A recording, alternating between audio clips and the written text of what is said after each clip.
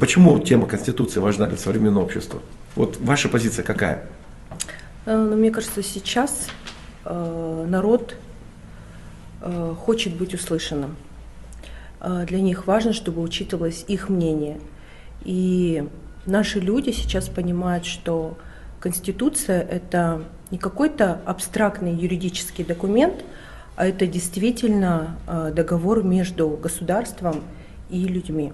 Да, смотрите, вы говорите, хочется, чтобы, человек хочет, чтобы его мнение было услышано. Я думал, слышащее государство, которое давно уже линия направлена, есть направление у государства, слышащее государство, вроде бы уже слышит. Слышат. А какие основные изменения будут внесены в Конституцию? Вот на чем сделать акценты можно? Наверное, сейчас в соцсетях, очень активно обсуждаются эти новые поправки. Мне кажется, о них уже знают все, о них говорят тоже очень многие. Мне очень импонирует, что я вот просто сравниваю, например, что было там 3 года назад, 4 года назад. Люди не были настолько вовлечены, насколько сейчас. Почему участие общественных институтов важно в деятельности структур, как Ассамблея народа Казахстана, или в деятельности Совета матерей? Вот как будет сказываться новая Конституция, например, на деятельности Совета матерей? Будет ли прямое воздействие, или вы ощутите это косвенно?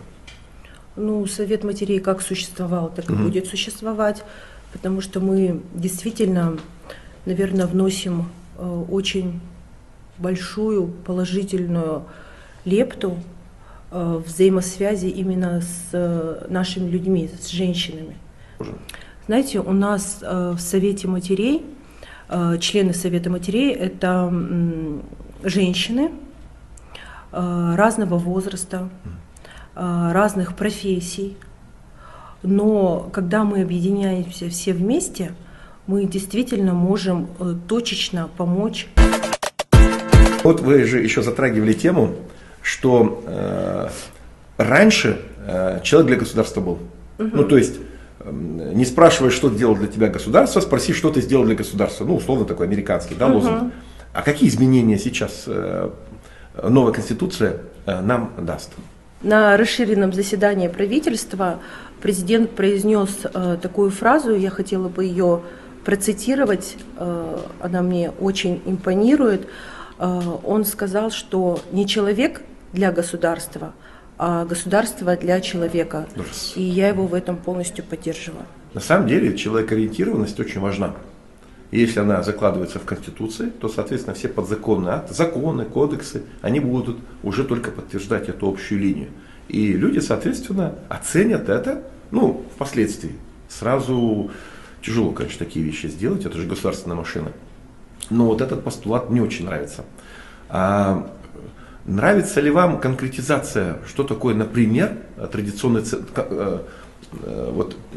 фиксирование традиционных ценностей нашей страны? Когда говорится о том, что брак – это добровольный союз между мужчиной и женщиной. Вот как вы считаете, это не расходится ли с общемировыми трендами, тенденциями? Если вы говорите про традиционные наши, то, наверное, мне кажется, наоборот, мы должны были подчеркнуть это в Конституции. Моя позиция, она аналогична, но мне хотелось узнать ваше мнение.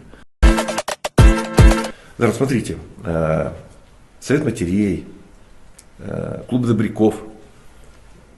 Не устаете? Еще есть женская комиссия у нас. Женская комиссия. Еще есть женское крыло, где я являюсь руководителем.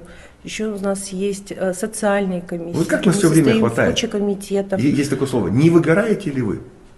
Откуда энергию черпаете? Очень много благодарных людей. От них и подзаряжаешься. Хорошо, но есть же и неблагодарные люди. Они не выгораете ли вы, когда вас критикуют? К хейтерам мы относимся ровно. К хейтерам мы относимся ровно. И я всегда призываю, и у себя в Инстаграме, на личном аккаунте пишу, что им надо просто присоединиться к нам в наши ряды. И мне кажется, многие этого и хотят, но просто вот они тем самым обращают на себя внимание, чтобы просто тоже где-то себя значимым почувствовать.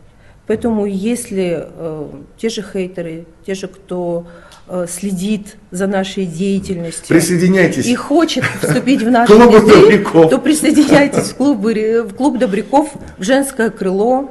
Работы очень много, и действительно они на себе ощутят, что их жизнь поменяется в лучшую сторону. Потому что их будут окружать такие же добрые люди. Такие же вот, добрые, да. успешные, неравнодушные женщины. Ага, успешные. Вы успешная женщина? Да, я себя считаю успешной Понял. женщиной. И окружают в клубе добряков только успешные. Есть ли у вас в клубе добряков неуспешные? Нет, неуспешных женщин у нас нет. Может быть, когда-то они были неуспешными, но потом они стали успешными. Отсюда вывод. Был неуспешным, присоединяешься к клубу добряков и становишься успешным. Да. Простая формула успеха от Зары Шалабаевой.